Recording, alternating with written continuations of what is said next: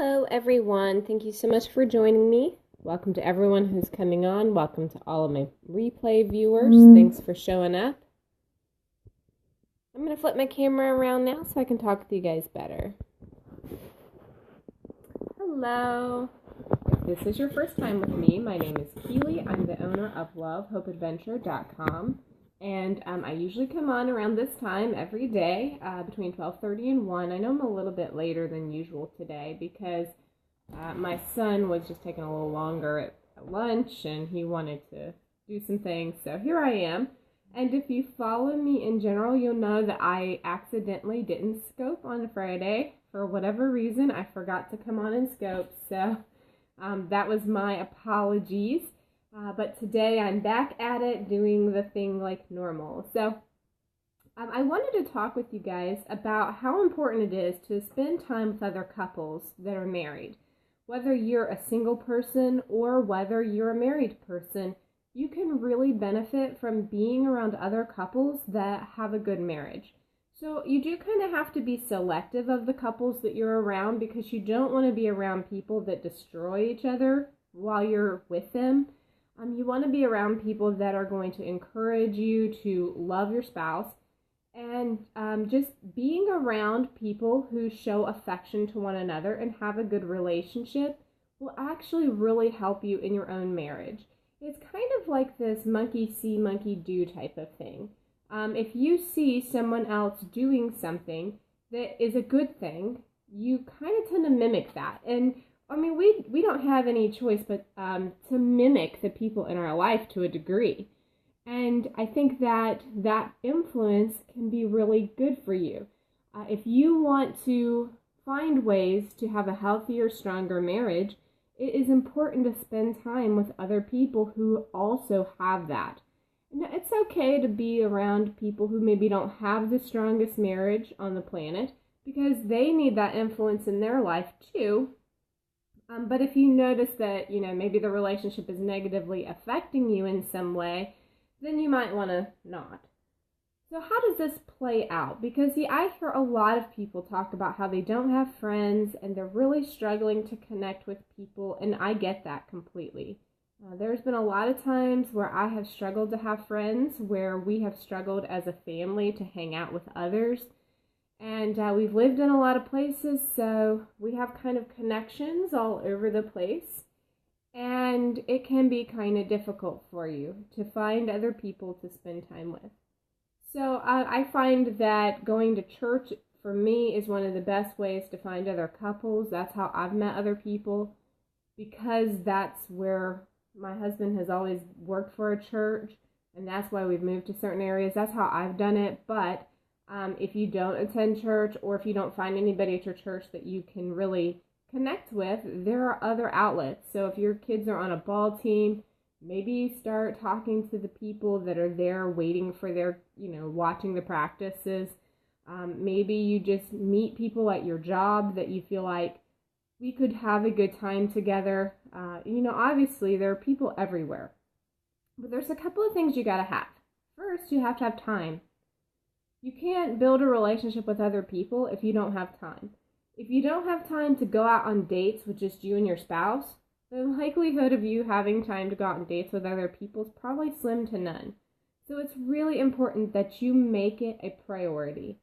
If you can invite maybe that person's whole family over and then their kids can play with your kids or something like that, that might be a good way to avoid babysitters or, maybe make it a little easier for time sake because they don't have to get a sitter and y'all don't have to coordinate finding sitters.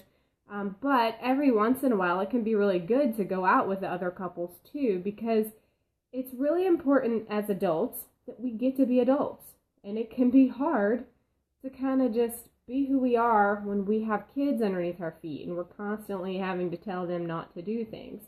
So it can break concentrations. It can make getting closer with another couple a little bit more difficult.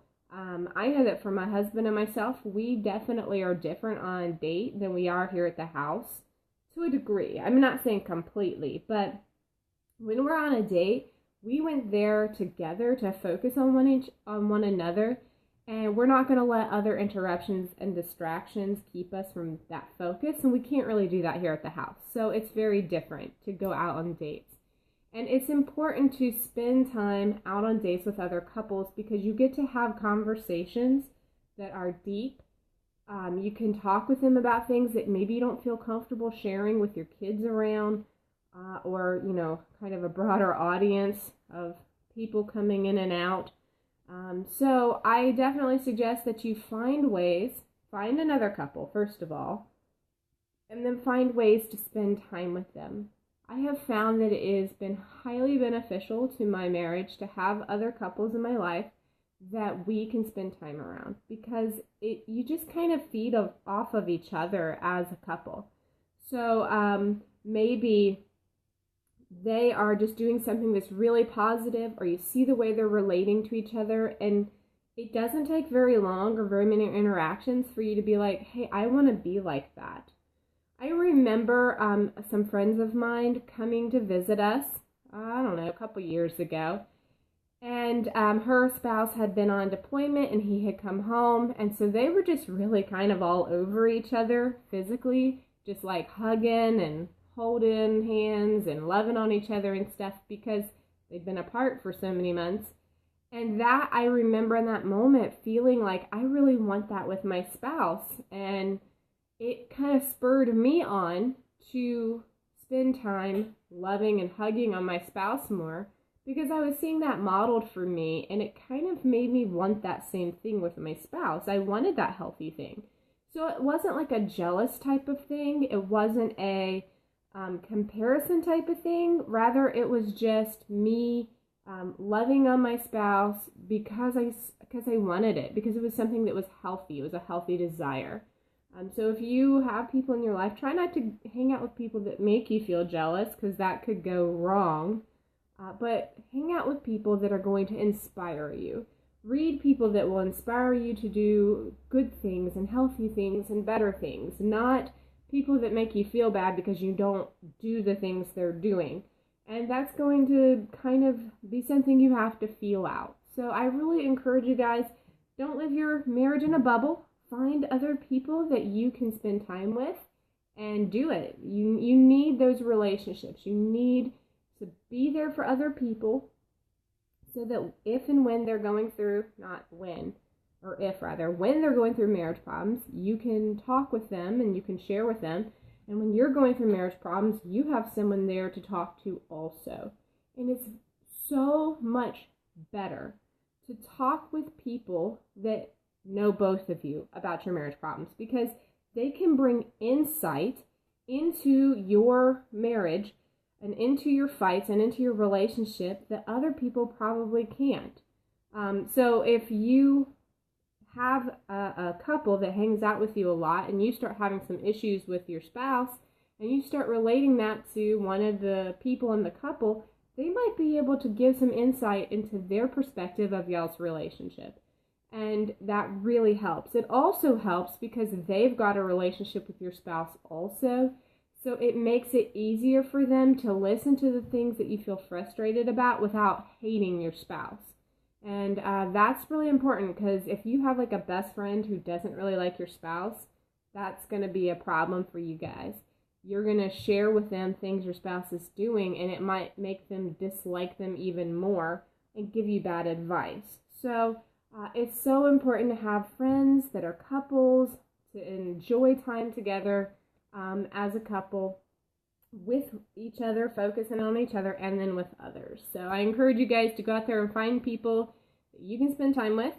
And if you want to find out what I've been blogging about, go to lovehopeadventure.com, and I will be on around the same time tomorrow. I hope you guys have a great day.